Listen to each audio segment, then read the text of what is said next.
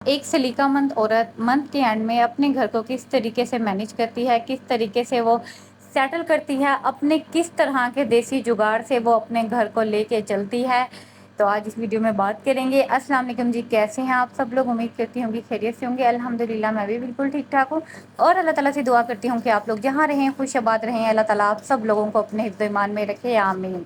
चलें जी, वीडियो का आगाज़ करते हैं। जैसा कि आपको पता है कि मंथ का एंड चल रहा है और घर में ऑयल और घी दोनों बिल्कुल ख़त्म था, लेकिन पकाना भी कुछ था। अब इतने पैसे भी नहीं थे कि हम लोग बाहर से अफोर्ड कर सकते, तो घर में जो भी अवेल था, टमाटर वगैरह थे नहीं, सिर्फ प्याज और अंडे और हरी मिर्च थी। और मैंने जो है ना घी के जो कंटेनर था, बाल्टी थी, वो खाली थी, तो उसको मैंने जो है ना चूल्हे पे गरम करके ना उसमें से ऑयल निकाला।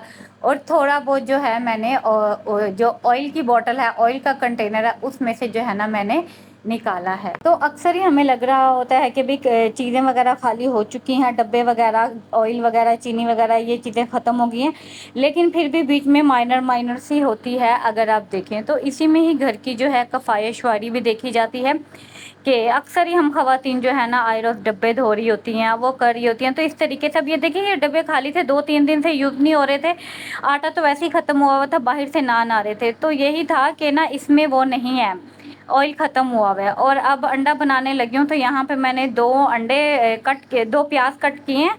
और ऑयल जो मैंने निकाला है, घी की बाल्टी को गर्म किया है चूल्हे पे, जो साइडों पे ऑयल लगा हुआ था वो मेल्ट होके नीचे आया। और जो ऑयल की बाल्टी थी उसको भी मैंने जो है ना हल्का सा चूल्हे पे सेका है तो प्लास्टिक की बोतल थी, लेकिन गर्म होते ही ना वो ऑयल थोड़ा रनी हो जाता है। अब ये देख लें कि उन दोनों खाली बाल्टियों में से कितना ऑयल निकल आया है। इतना निकल आया है कि मैं इजीली, आप यहाँ पे प्याज़ों के छिलके देख सकते हैं, यहाँ पे मैंने 3 मीडियम साइज़ के जो है ना प्याज कट किए हैं और उनको बारीक बारीक चॉप किया है। और उनका घी भी जो है आप देख सकते हैं, ऐसा नहीं है कि कमी पेशी है, बहुत इजी से जो है ना रिलीज़ हुआ। यहाँ पे मेरी मुन्नी सो गई है मेरा इंतज़ार करते हुए, क्योंकि जब मैं खाने पकाने में लग जाती हूँ या काम में, तो फिर वो बेचारी बोर हो जाती है और फिर सो जाती है। आगे उसने बर्फ़ खाई थी और चारपाई गीली की हुई है। मैंने सोचा कि जब तक ये सोई हुई है, चलो जल्दी से खाना बना लूँ। ऑयल आप देख सकते हैं बाल्टी में कितना है। मैंने अक्सर ही ख़वातीन को देखा है कि जैसे घी वगैरह, ऑयल वगैरह की बाल्टी ख़त्म होती है ना, वो सालन में डाला, बाकी हल्का सा उल्टा के ना बाकी इसको सिंक में रख दिया। वो खैर आपका अपना है, आपकी अपनी सफाई सुथराई है, लेकिन उसमें चीज़ बाकी रह जाती है। अब ये खाली हुए हुए थे, ये रखे हुए थे, बट अब अंडा तो बनाना था।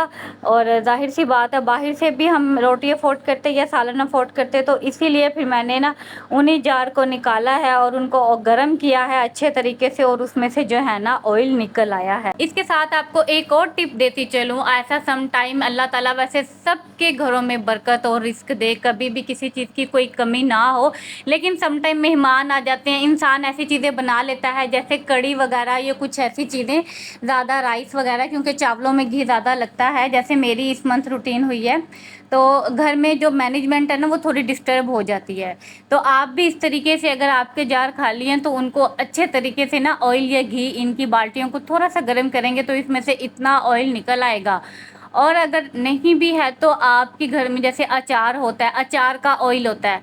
एक बार मैंने राइस बनाए थे, क्योंकि ऑयल ख़त्म हो गया था, काफ़ी पहले की बात है, ये साल 1.5 साल पहले की, तो ऑयल नहीं था। मैंने फिर जो है ना अचार वाला तेल, एक तो वो जायके वाला भी था, वो अचारी राइस बन गया, मतलब उसमें अचारी मसाला डालने की ज़रूरत नहीं पड़ी, वो ऑयल में इतना जायका था। मैंने अचार का तेल निकाला, उसी में ही जो है ना मैंने राइस बना लिए, क्योंकि राशन तो मंथ के स्टार्ट में आता है, चावल दालें शालें ये सारी चीज़ें तो होती हैं, तो मैंने उसमें राइस बनाए हैं। तो हम जो है ना, हम किसी भी चीज़ की कोई मोहताज नहीं रहते हैं। मैं अपने घर में इसी तरीके से मैनेज करती हूँ, कभी भी किसी चीज़ को, अगर कोई चीज़ नहीं है तो मैं उसके बिना बना लेती हूँ।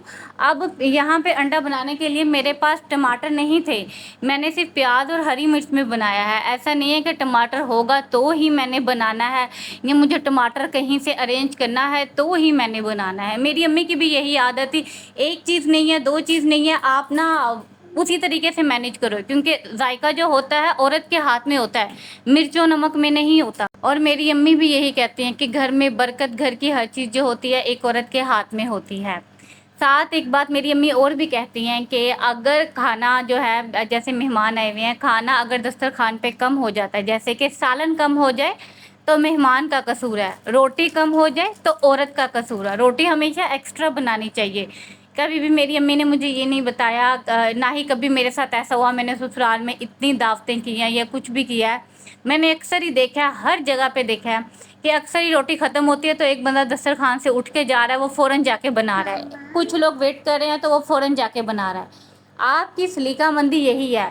अक्सर लोग इसको ना अपनी वो समझते हैं कि ना इसमें माँ बाप को तरबियत करनी चाहिए, माँ बाप को अपनी बच्ची की तरबियत यूँ करनी चाहिए कि खाने में ना 2 रोटी कम बनानी चाहिए, और जब खाने बैठें तो रोटी कम हो ना तो वो बेटी को ना बीच में से उठाए दस्तरखान से ना, ताकि जो है ना बेटी को इस चीज़ की आदत बनी रहे, ताकि ससुराल में कभी वो जाए रोटियां कम हो जो उसको बीच दस्तरखान से उठना पड़े, तो हमारी बेटी को किसी किस्म की परेशानी या शर्मिंदगी ना हो। अगर माँ उसको ये चीज़ें बताए, तो हमारी माँ ने हमें ये बताया, हमारी माँ ने कहा कि ऑलरेडी चीज़ें इतनी बनाओ कि चीज़ बच के आ जाए, कभी भी आपको यानी कि कम ना हो, क्योंकि जब पहले ख़त्म हो जाती है, जब तक आप बना के आते हो अगले बंदे की भूख ख़त्म हो जाती है।